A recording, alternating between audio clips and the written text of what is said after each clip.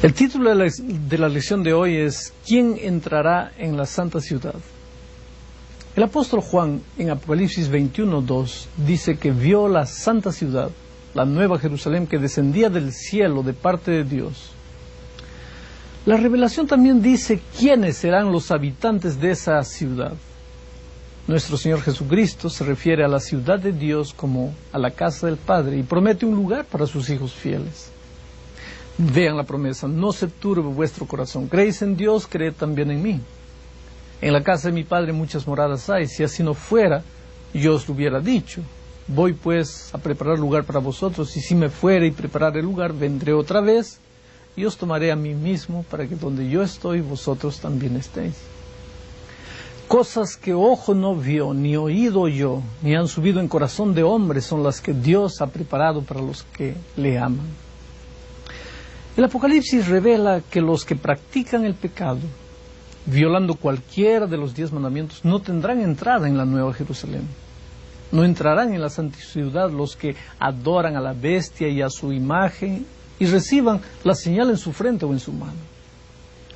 Los habitantes de la Nueva Jerusalén, los que tendrán acceso al árbol de la vida eterna, serán aquellos que vencieron a través de la gracia de Dios y mediante el poder de Jesucristo, que lavaron sus ropas en la sangre del Cordero, esto es, que tuvieron sus pecados perdonados al aceptar el sacrificio de Cristo y que permanecieron fieles hasta el regreso del Señor.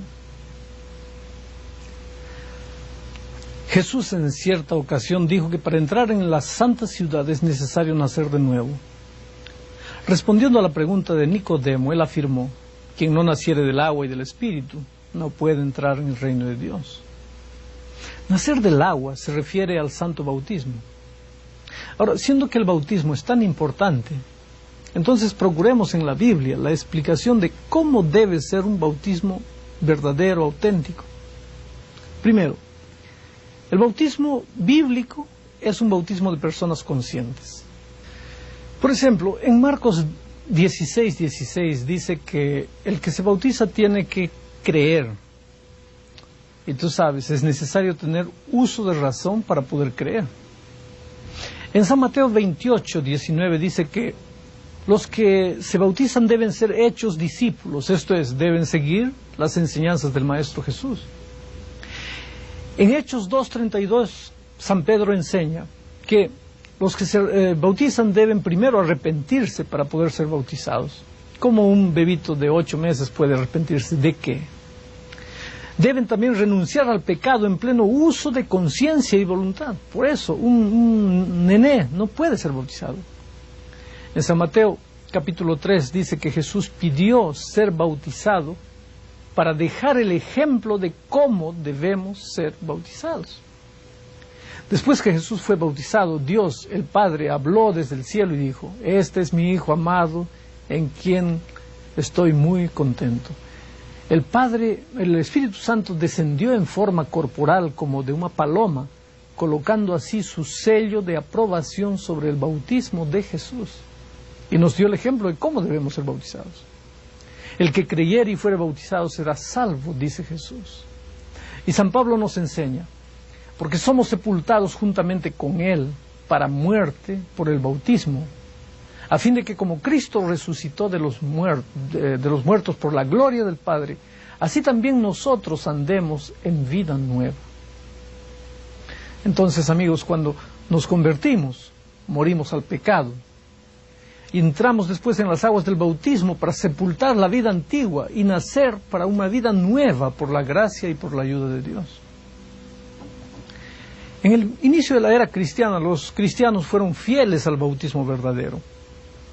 La historia demuestra hasta hoy que todos los bautisterios de los primeros siglos de la cristiandad eran para bautizar sumergiendo al creyente en el agua.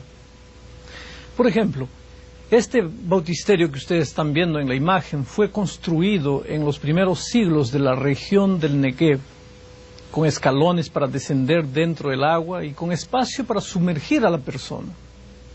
En Roma está el bautisterio de San Marcelo, en la Vía Láctea del siglo IV, también para sumergir a la persona que deseaba ser bautizada.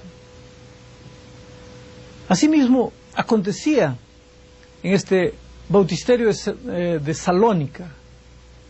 Ustedes ven, quiere decir que durante los primeros siglos los cristianos fueron fieles en ministrar el bautismo como Jesús lo había enseñado. En Efeso, los creyentes construyeron este otro bautisterio con espacio suficiente para proceder como Dios manda. Bautizar quiere decir en griego sumergir. Y cuando una persona no ha sido sumergida en el nombre del Padre, del Hijo y del Espíritu Santo, en realidad ella no fue bautizada. Jesucristo dijo: quien creyere y fuere bautizado será salvo, pero el que no creyere será condenado. El apóstol Pablo cuenta que cuando todavía él no estaba bautizado, Ananías le hizo una de las preguntas más importantes de la vida. Y ahora, ¿por qué te demoras? Levántate y bautízate y lava tus pecados invocando su nombre.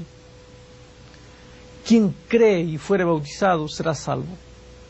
Amigos queridos, cuando Jesús vuelva, Él dirá a su pueblo: venid benditos de mi Padre, heredad del reino preparado para vosotros desde la fundación del mundo.